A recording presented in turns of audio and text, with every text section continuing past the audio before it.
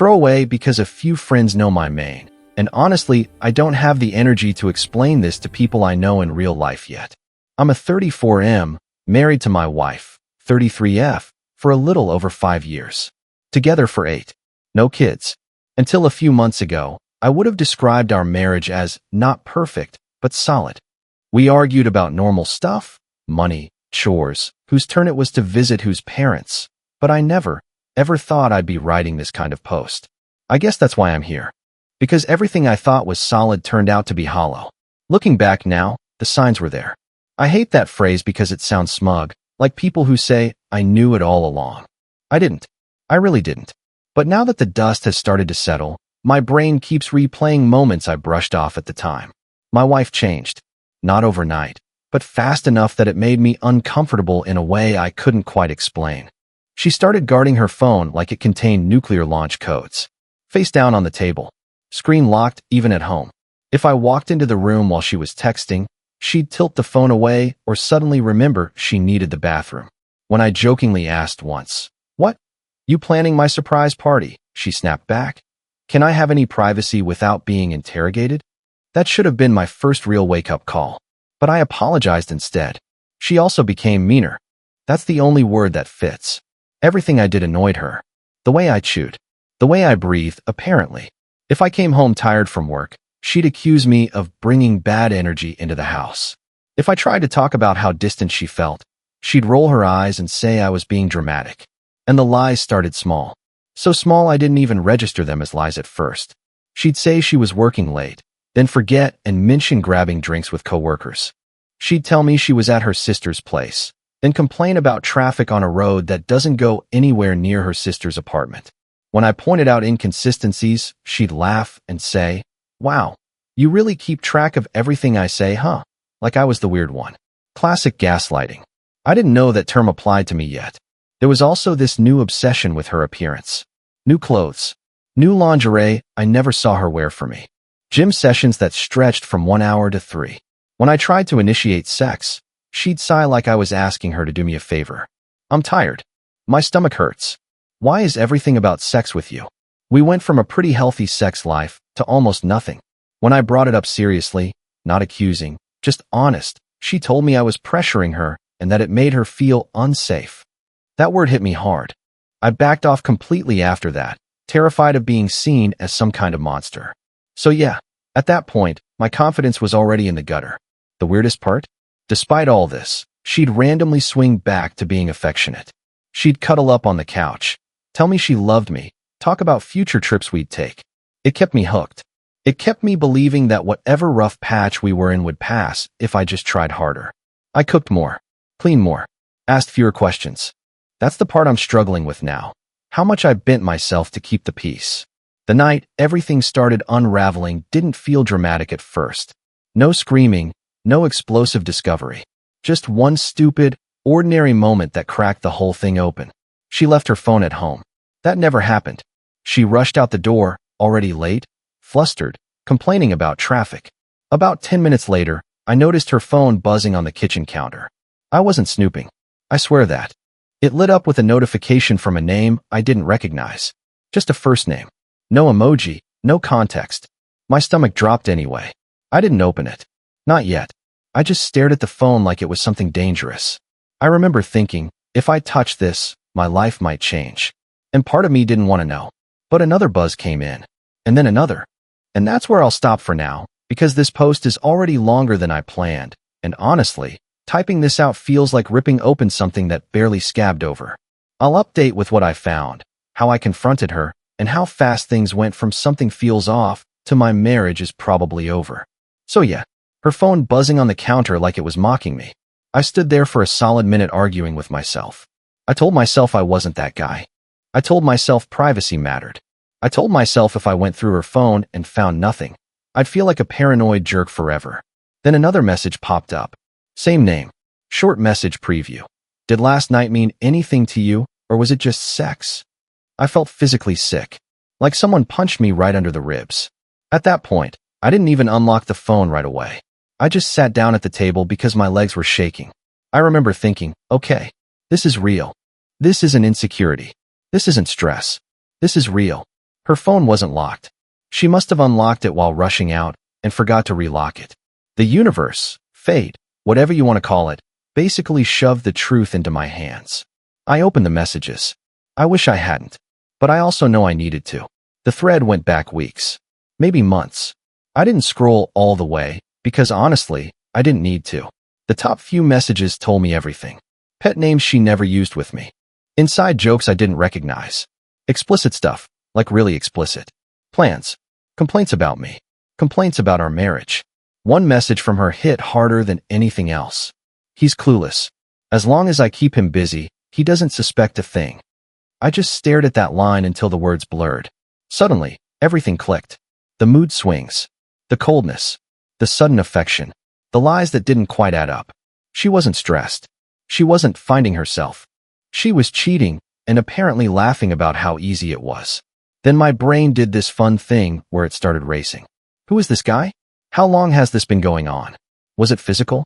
Yes. Was I the only one she was lying to? Clearly not. Before I could stop myself, I kept scrolling. Photos. Not fully nude, but close enough. Hotel mirrors.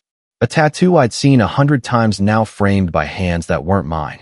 One picture had a timestamp from a night she told me she was crashing at her sister's because she was too tired to drive.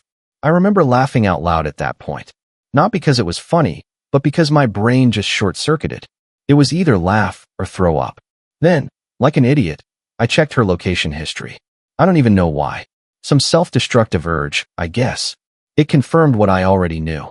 Repeated visits to the same address. A place nowhere near her work. Nowhere near family. Same nights she was busy or exhausted. I was so deep in it that I didn't even hear the front door open. She had forgotten something and came back home. I heard her keys hit the counter and her voice calling out, "Babe?" I forgot my. She stopped when she saw me sitting at the table, with her phone in my hand. The look on her face wasn't guilt. That's what surprised me the most. It was irritation. Pure, naked annoyance. Like I'd been caught reading her private journal, not uncovering an affair. "What the hell are you doing?" she snapped. My mouth opened, but nothing came out at first. I was shaking too hard. Eventually I managed. "Who is he?" She scoffed. Actually scoffed. Rolled her eyes and crossed her arms. "Oh my God," she said. "Are you seriously going through my phone now?" That's when I knew. Really knew. This wasn't going to be a simple confession followed by remorse. This was going to be ugly. I put the phone down between us and said, as calmly as I could, "Don't lie. I've seen everything." She looked at the screen, then back at me, and for half a second, just a split second, her mask slipped. Fear flickered across her face. Then it vanished. And she lied anyway. I'll get into that next, because the way she handled the confrontation messed with my head almost as much as the cheating itself. She didn't even hesitate. That's what still messes with me. She sighed dramatically, rubbed her temples like I was giving her a headache, and said, "Okay, wow. You're seriously blowing this way out of proportion." I asked again, slower this time, "Who is he?" She shrugged. Actually shrugged. "He's just a friend." I laughed. A sharp, ugly sound. Friends don't text each other about whether last night meant anything after sex. Her eyes flashed. "You don't know the context." I told her I'd read the whole thread. I told her I'd seen the pictures. I told her I knew about the nights she lied about. I was laying it all out, thinking maybe if I stacked enough evidence in front of her, she'd finally break and tell the truth. Instead, she got angry. She accused me of violating her privacy. She said it was creepy that I checked her location. She said she felt unsafe again, which honestly felt like a slap in the face at that moment. Then she tried to minimize it. "It wasn't even like that," she said. "We just talked. Things got flirty. One thing led to another. It was a mistake." I pointed at the phone. Weeks of messages. Multiple meetups. Hotels. That's not a mistake. That's a choice. That's when the story changed. Suddenly, it wasn't just a mistake, it was my fault. She told me I hadn't been emotionally available, that I worked too much, that I stopped trying, that she felt invisible. She said she tried to talk to me, which was news to me, because any time I brought up issues, she shut me down. I reminded her of that. I reminded her of the times I asked if she was okay, and she said I was imagining things. She smirked, and said, "See? This is exactly what I mean. You always turn everything into an interrogation." At some point, I realized she wasn't answering my questions at all. She was just throwing words at me, hoping something would stick. Deflection, blame, half-truths. I asked her how long it had been going on. Not long, she said. I asked her how many times they slept together. Once, she said, looking me dead in the eye. I asked her why there were multiple hotel photos on different dates. She said, "You're obsessed." Then came the biggest lie of all. She told me it was already over, that she'd ended it days ago, that she was actually on her way to work to clear her head and figure out how to fix our marriage. She even reached for my hand like she expected comfort. I pulled away. I asked her, "Then why was he texting you 10 minutes ago?" She froze, just for a second. Then she said, "He's dramatic. He can't let go." I didn't believe a word she said, but a small, stupid part of me wanted to. I wanted this to somehow be salvageable. I wanted to wake up from this nightmare. Then her phone buzzed again. Same name. She lunged for it. That sudden movement, so fast, so desperate, snapped something in me. I grabbed the phone first and read the message out loud before she could stop me. "I can still smell you. Call me when he's asleep." The room went dead silent. Her face went white, then red, then twisted into pure rage. She screamed that I was humiliating her. She screamed that I was controlling. She screamed that if I hadn't pushed her away, none of this would have happened. And then she said something I will never forget. "Honestly, if you were a better husband, I wouldn't have needed him." That was the moment the marriage I thought I had officially died. I told her to pack a bag and leave. She laughed and said, "You don't get to kick me out of my own house." So instead, she grabbed her keys, stormed out, and slammed the door so hard a picture frame fell off the wall and shattered. I stood there, surrounded by broken glass, realizing this wasn't just an affair. It was a war, and things were about to get a lot worse. The second the door slammed, the adrenaline drained out of me.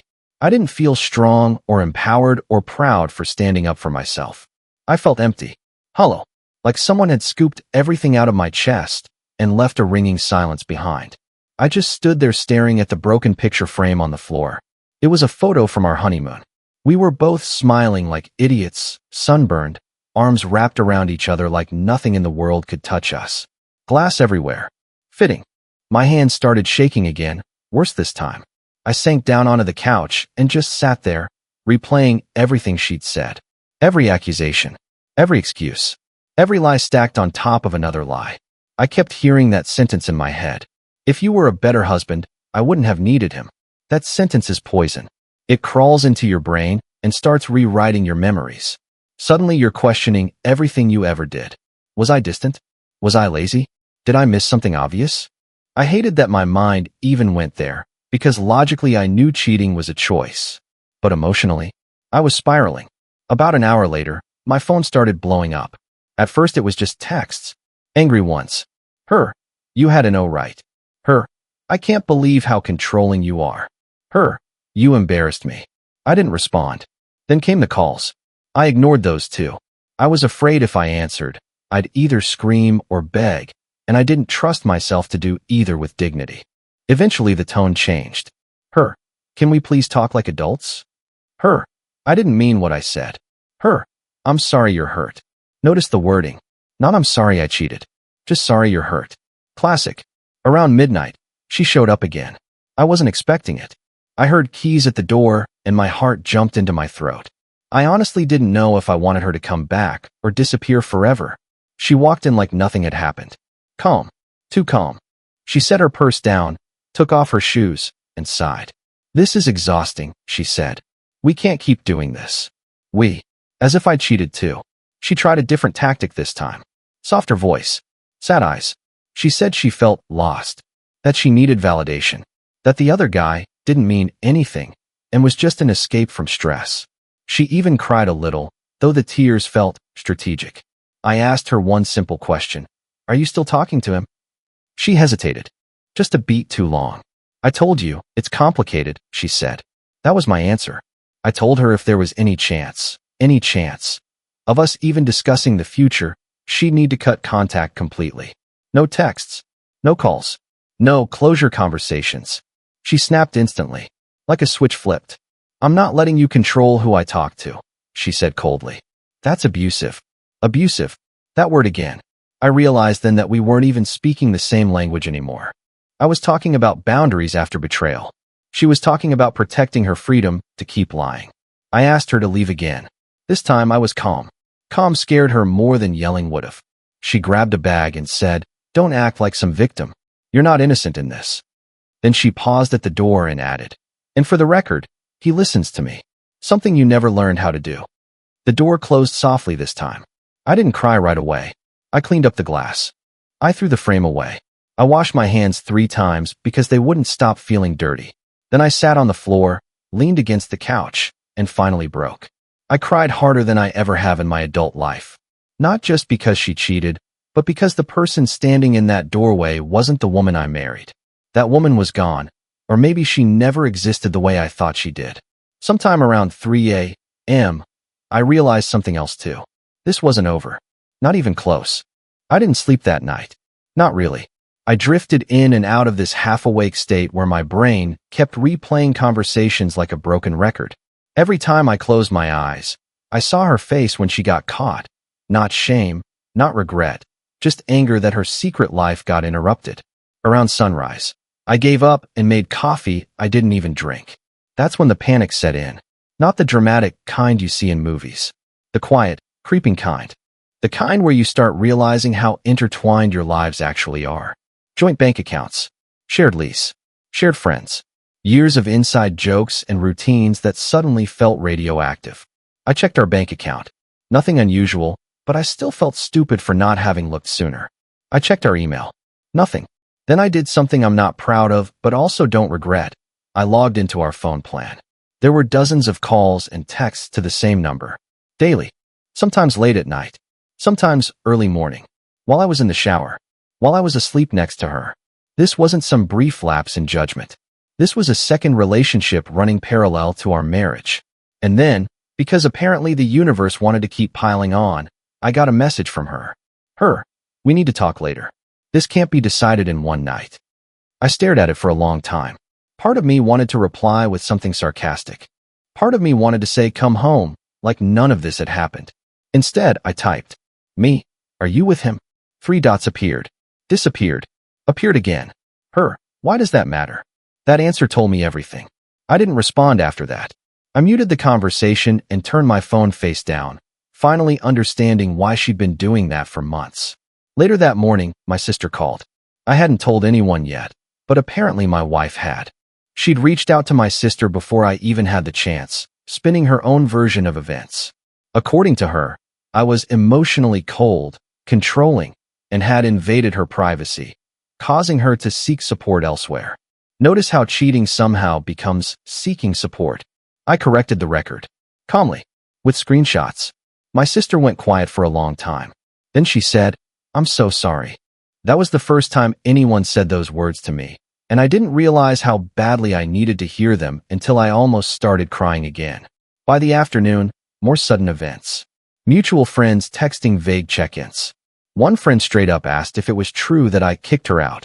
Another said my wife was having a really hard time and asked me to be gentle. Gentle. I hadn't told my side yet. She was already managing the narrative, casting herself as the wounded one. That realization hurt almost as much as the affair itself. Not only did she betray me, she was trying to preemptively discredit me. That evening, she came back to the house again. No warning. Just showed up. This time she wasn't angry or sad. She was cheerful. Weirdly cheerful. Like this was some kind of negotiation. She told me she'd booked a hotel to give us space. She told me she loved me. She told me marriages survive worse things than this. She even joked, "At least it's not like I had a whole second family." I didn't laugh. I asked her again if she'd cut contact with him. She said, "I don't think ultimatums are healthy." That's when I realized she wasn't here to fix anything. She was here to see how much she could get away with. To test boundaries. To keep both worlds alive as long as possible. I told her I needed time. Real time. And that until she could be honest, fully honest, we were done talking. Her smile faded. Her voice hardened. "Fine," she said. "Just don't act surprised if I move on faster than you." And there it was. The threat. The punishment. She left again, and this time I locked the door behind her. That night, lying alone in our bed, I finally admitted something I'd been avoiding all day. I didn't recognize my wife anymore. And I was starting to understand that the hardest part wasn't going to be losing her. It was letting go of the version of her I'd been in love with. The next few days blurred together in a way that still feels unreal when I think about it. I went to work like a zombie. I answered emails. I nodded in meetings. No one knew my entire life had imploded, and there was something surreal about discussing deadlines while my marriage was actively disintegrating in real time. She, on the other hand, was very much alive online. I made the mistake of opening social media. Nothing explicit. No posts announcing a breakup. Just clues. New selfies. Captions about choosing happiness and protecting your peace. Likes from people I recognized, including him. I clicked his profile before I could stop myself. There it was. Photos of him in places I recognized. A bar she'd dragged me to once and complained about all night. A hiking trail she'd suddenly discovered a few weeks ago and insisted on doing alone. I felt stupid. Thoroughly, completely stupid. Then came the late-night call. I was half asleep when my phone rang. Her name lit up the screen. My heart jumped anyway, because apparently pain doesn't kill hope as fast as you'd think. She was crying. Like, full-on sobbing. She said she was confused. That she didn't know what she wanted. That she felt like she was breaking into pieces. She said the hotel room felt lonely. She said she missed me. For a moment, I almost believed her. Then she let it slip. He's being weird, she said. He's asking what we are now, and it's stressing me out. I sat straight up in bed. So that's why she was calling. Not because she was remorseful. Not because she was ready to be honest. Because her backup plan was starting to demand clarity, and she wanted emotional support from the man she'd betrayed. I asked her, if he wasn't being weird, would you even be calling me right now? Silence. Then she snapped. Why do you always twist things? I hung up. That was a turning point. Something hardened in me after that call. Not anger, clarity. The next morning, I contacted a lawyer. Just a consultation, but still, saying the words out loud. I'm thinking about separating from my wife. Felt like crossing a line I couldn't uncross. The lawyer didn't seem shocked. Apparently, my story was painfully common. Emotional affair that turns physical. Gaslighting. Blame shifting. Refusal to cut contact. He told me to start documenting everything. Messages. Dates. Financial changes. He told me to protect myself. Protect myself. I hadn't done that once in this marriage. That afternoon, my wife showed up again, unannounced. This time she was angry. Furious that I'd ignored her when she was vulnerable. Furious that I'd run to a lawyer instead of fighting for us. I asked her if she was still seeing him. She said, "That's none of your business right now." That answer flipped another switch in me. I told her calmly that if she wanted to stay married, transparency wasn't optional. That trust was already gone and honesty was the bare minimum. She laughed. A sharp, bitter laugh. "You really think you get to set the rules now?" she said. "After how you treated me for years?" Years. Suddenly the affair had an origin story stretching back through our entire relationship. She accused me of stunting her growth. Of making her feel small. Of being safe but boring. That one hurt more than I expected. Then she said, "I don't even know if I'm in love with you anymore." And just like that, she packed more clothes into a suitcase and left again. This time saying she was staying with a friend. I didn't ask which friend. When the door closed, I didn't chase her. I didn't text. I didn't call. I sat down at the kitchen table, the same place where this all started, and for the first time, I felt something close to acceptance. Not peace. Not relief. Just the understanding that whatever this marriage had become, it wasn't something I could save alone. And I finally stopped trying. The silence after she left that time was different. No buzzing phone. No dramatic texts. No late-night calls pretending to be about closure. Just quiet. And weirdly, that quiet felt heavier than all the chaos before it. I started noticing how much of my daily anxiety had revolved around her. Waiting to see what version of her I'd get. Bracing myself every time the door opened. Rereading messages, wondering what was real and what was manipulation. Without her there, my nervous system finally had room to breathe, and that's when the anger showed up. Not explosive anger. Focused anger. I started going through everything. Not obsessively, but methodically. Bank statements. Credit card charges. Calendar entries. I wasn't trying to punish her. I was trying to understand how long I'd been living in a lie. Turns out, longer than I thought. Charges from restaurants I'd never been to. Uber rides on nights. She claimed she was too tired to go out. Hotel charges she disguised under vague names. It felt like watching a crime documentary where you slowly realize you're the victim. Then came another sudden event. I got a message request on social media from a woman I didn't know. "Hi, this is really awkward, but I think we need to talk." My heart dropped straight into my stomach. She told me she was the other guy's ex, that she'd been with him until recently, that he'd suddenly started acting distant, secretive, glued to his phone. Sound familiar?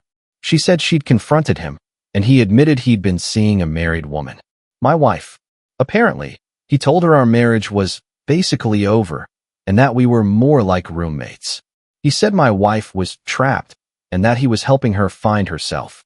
I almost laughed when I read that. Almost. The ex apologized to me. She said she felt sick knowing she'd been unknowingly involved in this mess. She sent screenshots. Dates lined up perfectly. Lies stacked on lies, across multiple people. My wife wasn't just cheating. She was curating entire alternate realities. When I confronted my wife with this, yes, I broke my own silence for this. She didn't deny it. She got defensive. "Why are you talking to strangers about our marriage?" she demanded. I sent her the screenshots. All of them. She responded with one sentence. "This is why I didn't feel safe being honest with you." That sentence flipped my stomach in a way I can't even describe. The mental gymnastics it takes to betray multiple people and still frame yourself as the victim is honestly terrifying. After that, something in me finally detached. I stopped checking her social media. I stopped waiting for her messages. I forwarded everything to my lawyer and asked what the next steps were. And then, unexpectedly, she showed up again. No warning. No text. Just her, standing in the doorway with red eyes and a carefully neutral expression. She said, "I think we should take a break." Like, officially. I looked at her and realized she was still trying to control the timeline. Still trying to keep one foot in the marriage while exploring her options.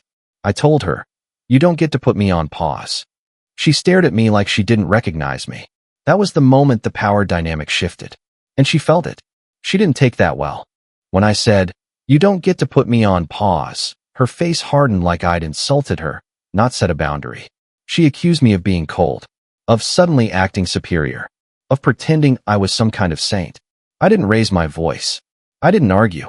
That seemed to scare her more than anything else so far. She tried another angle. She said she needed space to think. She said relationships aren't black and white. She said I was being extreme by involving lawyers and outsiders. She said real love fights. I told her real love doesn't lie for months and juggle people like backup plans. She snapped back that I was rewriting history to make myself feel better, that we'd been unhappy for years, that she'd been emotionally alone long before the affair. I asked her why. If she was so unhappy, she never asked for counseling, or separation, or even an honest conversation. Her answer was chillingly simple.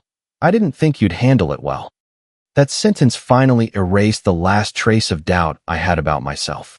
This wasn't about me being inattentive or boring or emotionally unavailable. This was about her wanting comfort without accountability. Then came another sudden twist. She told me she was thinking of moving back in, temporarily, not to reconcile, not to fix things, just until she figured stuff out. I actually laughed this time. A real laugh.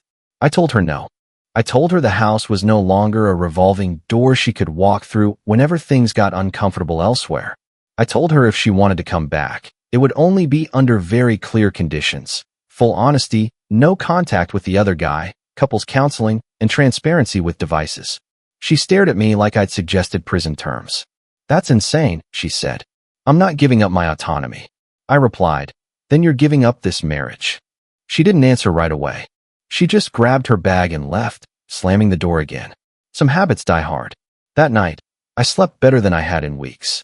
The next morning, she sent a long message. Paragraphs. Apologies mixed with excuses. Regret mixed with blame. She said she missed me. She said she hated herself. She said she wished she could go back in time. Then, buried in the middle of it, one line stood out. "I just don't know if I can be the person you need right now." For once, she wasn't lying. I replied with a single sentence. "Then we're done." I expected rage, or tears, or manipulation. What I got instead was silence. 2 days later, I found out why. A mutual friend called me, hesitant and uncomfortable, and said she thought I should hear it from her, not through rumors. My wife had posted a photo online. Not explicit. Just her, smiling, with a caption about new beginnings. And yes, he was in the comments. Publicly. So much for needing space. That image hurt. I won't lie. It felt like reopening a wound I'd just started to bandage. But it also confirmed something important. She hadn't lost her way. She had chosen it. And suddenly, the idea of chasing her felt not just painful, but pointless. For the first time since this all started, I wasn't reacting anymore. I was deciding. Deciding doesn't mean it stops hurting. That's something I didn't understand at first. I thought once I said, "We're done," I'd feel relief. Closure. Some dramatic emotional exhale. Instead, I felt this dull ache settle in, like grief finally finding a place to sit. But here's the difference. The chaos stopped. No more emotional whiplash. No more guessing which version of her I'd get. The pain was steady now, predictable, and somehow easier to carry. I told a few more people the truth. Not in a revenge way. Just honestly. Close friends. My parents. Her parents. I didn't embellish. I didn't insult her. I just said she'd been having an affair, refused to cut contact, and we were separating. The reactions were eye-opening. Some people went quiet. Some were furious on my behalf. Her mother cried and apologized to me, which was incredibly uncomfortable but also validating in a way I didn't expect. Her father asked if there was any chance of fixing it. I told him the truth. Maybe there once was, but not anymore. Then came the backlash. My wife finally broke her silence, not privately, but publicly. Vague posts about toxic dynamics and finding strength after emotional neglect. People who didn't know the full story flooded her comments with support. Heart emojis. So proud of you. You deserve happiness. I won't lie, that messed with my head. There's something uniquely painful about being betrayed and portrayed as the villain. I caught myself wanting to defend myself online, to post screenshots, to correct the narrative. I didn't. My lawyer advised against it. But more importantly, I realized something. Anyone who mattered would eventually learn the truth. And anyone who didn't wasn't my problem anymore. Then, another sudden event. She asked to meet. Not to reconcile. Not to argue. Just to talk. Against my better judgment, I agreed. Public place, daytime, clear boundaries. She looked different. Lighter. Not happier, exactly, but energized. Like someone who'd convinced themselves they'd escaped something terrible. She told me she never meant to hurt me. That she still cared. That she hoped we could stay friends. She said the affair wasn't about replacing me, just about feeling alive. I told her calmly that friends don't lie to your face for months. That they don't blame you for their own choices. That they don't rewrite history to sleep at night. She got defensive again. Said I was being harsh. Said I was stuck in the past. Then she asked the question I'd been dreading. Are you seeing anyone? I said no. She nodded, like she was relieved. Or maybe disappointed. Hard to tell. Then she said, "You'll understand someday. When you finally move on." That was the moment I truly understood how far apart we were. She still needed me to eventually validate her choices. To reach some future point where I'd say, "Yeah, you were right to do what you did." I stood up, told her I wished her well, and walked away before she could say anything else. On the drive home, something unexpected happened. I felt proud of myself. Not for being strong all the time. Not for handling everything perfectly. But for finally choosing self-respect over familiarity. For not begging someone to love me who clearly didn't know how. That night, I slept without checking my phone once. And that felt like progress. Real progress. Life didn't magically get better after that, but it did get quieter. I started settling into a routine that didn't revolve around waiting for her next move. Mornings were still hard. I'd wake up and reach for my phone out of habit, then remember there was no one to check in with anymore. No "did you sleep okay?" No passive-aggressive silence to decode. Just empty space. At first, that emptiness felt terrifying. Then it started to feel peaceful. The logistics kicked in fast. We began the separation paperwork, dividing things we'd once picked out together like it was fun, furniture, kitchen stuff, even stupid things like which towels were mine. Every item felt loaded with memory. Some days I'd be fine, other days I'd lose it over a coffee mug. Then came another sudden punch to the gut. I got a notification from our shared cloud storage. She'd logged in and started downloading photos. Not just recent ones, everything. Trips, holidays, random selfies from lazy Sundays. It felt like she was packing up the highlight reel of our relationship while pretending the rest never existed.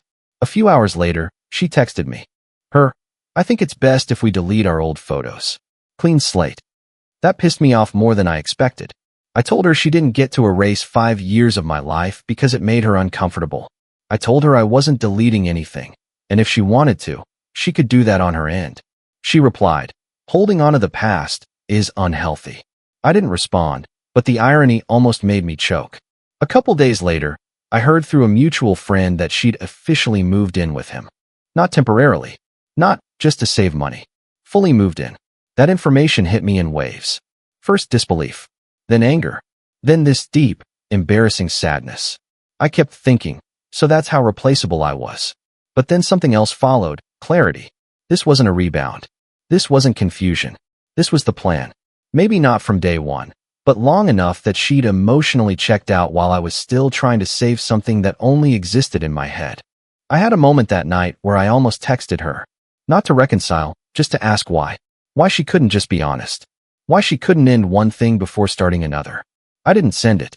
Because I finally understood something important. Her answers wouldn't heal me. They'd just be another version of the truth that suited her. Instead, I did something small but meaningful. I boxed up the last of her things and put them in the spare room. I changed the passwords to my personal accounts. I removed her from my emergency contact list. Each action felt strangely ceremonial. Like closing doors one by one. That weekend, I went out with friends for the first time since everything blew up. I laughed, really laughed, for the first time in weeks. Not because I was over it, but because I remembered I was still a person outside of that marriage. On the way home, it hit me. I wasn't healing because she was gone. I was healing because I'd stopped trying to convince someone to choose me. And that realization changed everything. Even though I was finally starting to feel some sense of control, the emotional fallout kept hitting me in waves. Some days, I'd wake up thinking about her and feel that sharp, twisting pain in my chest. Other days, it barely registered, and I could almost forget she existed. It was chaotic, unpredictable, like my emotions had a mind of their own. Then came another sudden blow. Her new relationship started leaking into my social circle. Mutual friends, who I hadn't spoken to about the affair, started dropping hints.